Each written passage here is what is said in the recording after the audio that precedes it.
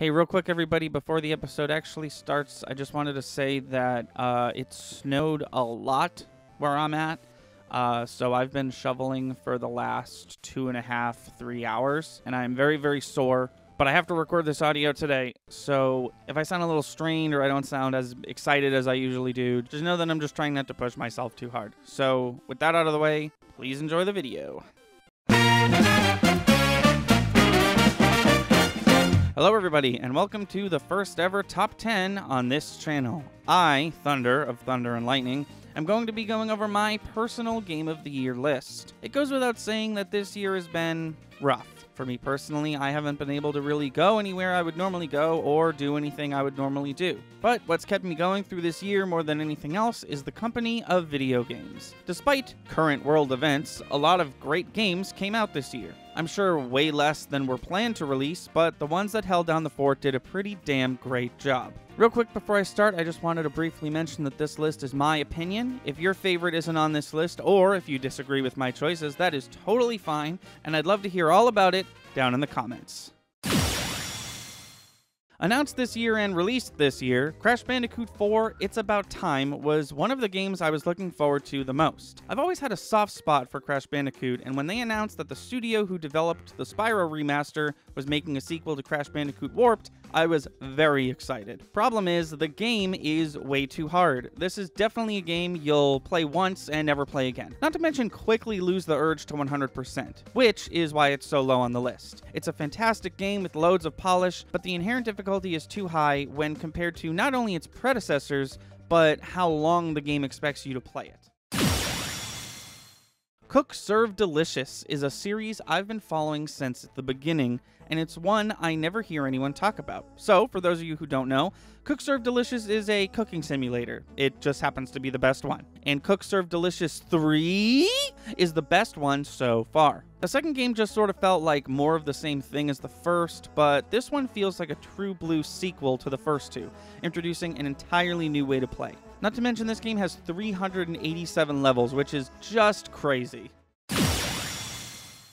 Anyone who's been watching this channel for a while will know that I absolutely fell in love with Resident Evil 2 Remake. It ended up being my Game of the Year last year, and then Capcom decided to make Resident Evil 3 Remake a year later, to mirror how the original games released. And I think the game was a little worse for it. It played similarly enough to RE2, but it was very short and not as fun. Still a very fun, polished Resident Evil game, if not lacking some potential. I talk about how much I actually loved the multiplayer, but that's technically a different game.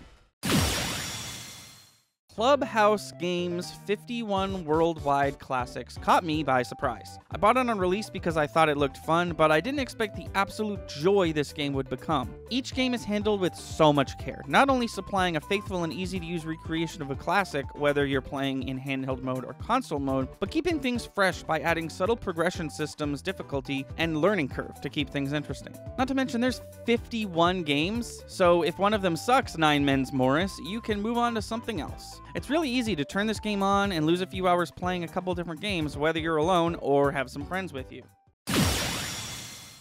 I love indie games. I go to PAX East every year and spend most of my time trying out indie games.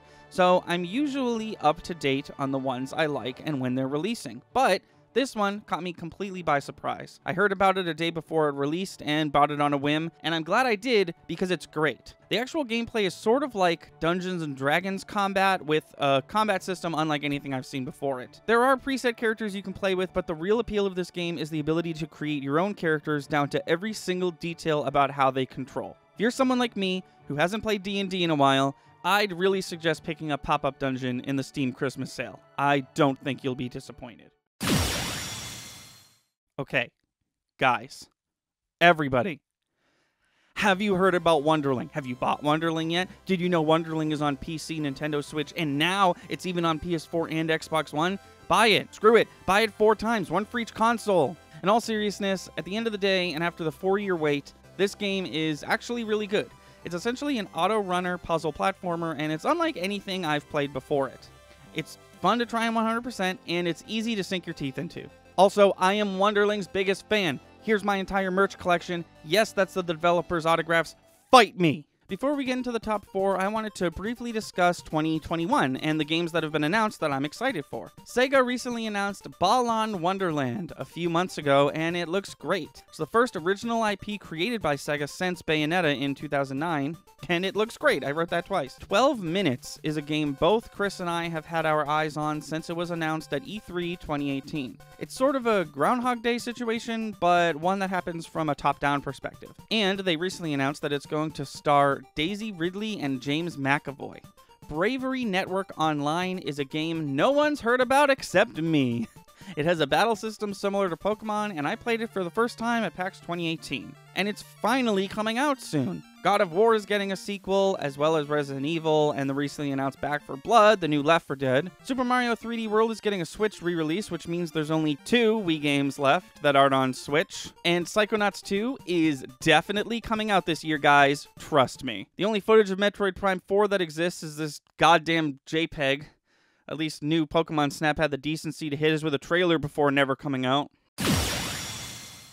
Kenshin Impact asks the question, what if Breath of the Wild was a free-to-play mobile game that you'll end up paying hundreds of dollars on despite this because we put cute anime girls in it? And my response? Yes, very much yes, all of that, yes. Genshin Impact is great and does everything that a free-to-play game should do, and it does it well, while not really looking or feeling like a free-to-play game. Sure, it steals a lot of minor concepts from Breath of the Wild, but I really do think that the game does enough differently to stand out on its own. And when I say you'll spend a lot of money on this game, I mean it.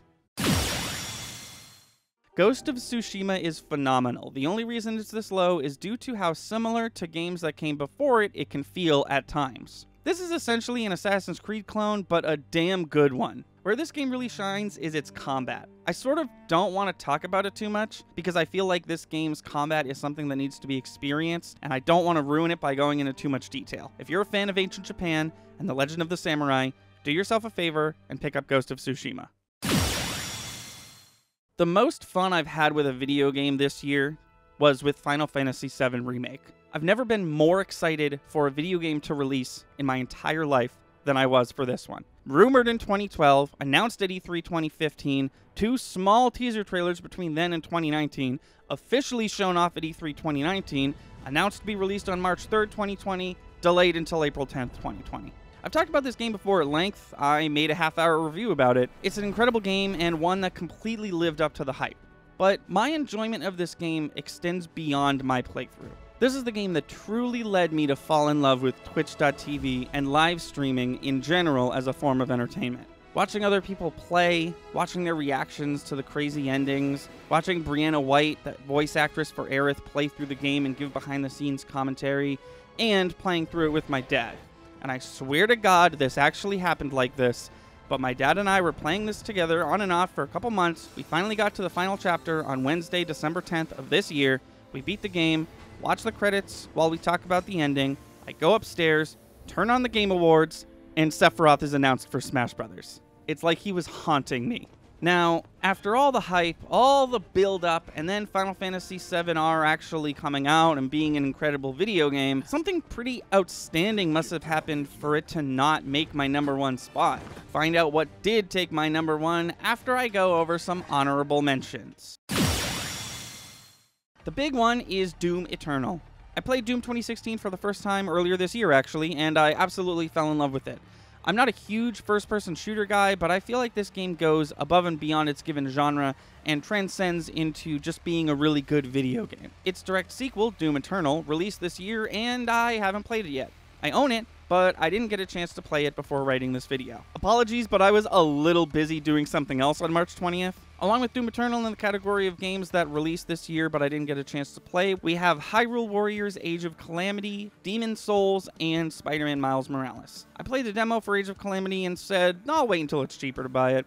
And as far as the other 2 go, I simply do not have a PS5 yet. Fire Emblem, Shadow Dragon, and the Blade of Light would have made the list because I've been playing it nonstop and I really enjoy it, but this game came out in 1990? Who knew? The graphics are downright incredible. Which leads us nicely into Among Us, a game that brought me so much joy this year, but released in 2018. Among Us was nominated for 2 awards at the 2020 Game Awards, and it won both of them. And sure, it deserved the awards that it won, but in 2018. Just because it reached the height of its popularity now during the 2020 pandemic doesn't change the fact that it's a 2-year-old game. And finally, Persona 5 Royal. I've talked about Persona 5 before. It won my Game of the Decade last year, but the Royal is a re-release. It's not a reboot or a remake. It's the same game, but with more content. And don't get me wrong, that content is pretty freaking cool, but at the end of the day, it's just Persona 5 again, a game that hit shelves in 2016.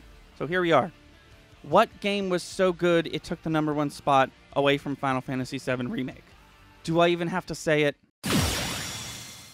There are some important video games. The original Super Mario Bros. For how it changed how media and the general public perceived video games and started the video game boom of the 1980s. Night Trap and Mortal Kombat for introducing a rating system into video games. Skyrim for redefining what it truly meant to be a perfect video game. And Breath of the Wild for changing our perception of what a Zelda game can look like and kickstarting one of the coolest consoles to date. But at the end of the day, at the end of the year, the decade, the end of everything, I think history is going to agree with me that Animal Crossing New Horizons is the most important video game to ever release. Think back. What were you doing in March of this year? I'll tell you what you were doing. You were panicking because planet Earth is slowly dying to a pandemic. Our entire way of life shifted and we had to make sacrifices and changes to adapt to a new, hopefully temporary, way of living. To carry the weight of this newly gained mental stress and worldwide hardships was Nintendo and the 8th installment of their Animal Crossing series titled New Horizons. It goes without saying that this game could not have released at a better time. Just when everything looked hopeless and we all had to quarantine indoors away from our friends and family, we had Animal Crossing to keep us company. And not to mention, the best Animal Crossing game to date. This is what Animal Crossing should have always been. Sure, the online isn't perfect, sure the game doesn't have the greatest system for finding new villagers, and sure the game plays a little slow at times if you aren't time traveling. But at the end of the day, this game is a downright blast, and one that can be enjoyed by the entire family.